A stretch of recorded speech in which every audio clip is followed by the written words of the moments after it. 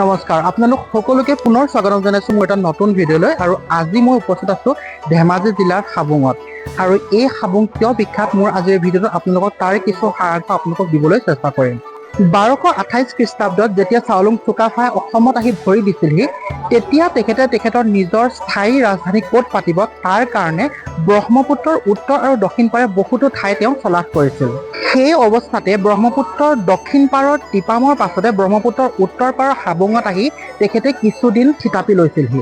আৰু সেইকাৰণে বহু ক্ষেত্ৰত হাবুঙক অসমৰ দ্বিতীয় ৰাজধানী হিচাপেও জনা যায়। হাবুং বিখ্যাত হোৱাৰ অন্য এটা ৰিজনো আছে যে আমাৰ যিজন বামুণী কোঁৱৰ আছিল, তেখেতৰ যিটো বাল্যকাল আছিল, সেই বাল্যকালটো এই হাবুঙৰে এখন ব্ৰাহ্মীণ পৰিয়ালত তেখেতে তেওঁৰ বাল্যকালটো যাপন কৰিছিল। গতিকে অসমৰ বুৰঞ্জীত, আহোমৰ বুৰঞ্জীত এই হাবুঙৰ এক বিশেষ গুৰুত্বপূৰ্ণ ভূমিকা আছে। গতিকে আজি এই 31 জানুৱাৰী এই পবিত্ৰ দিনটোত আপোনালোক সকলোলৈকে মেডাম মেফিৰ আন্তৰিক শুভেচ্ছা জ্ঞাপন কৰিছোঁ। ধন্যবাদ।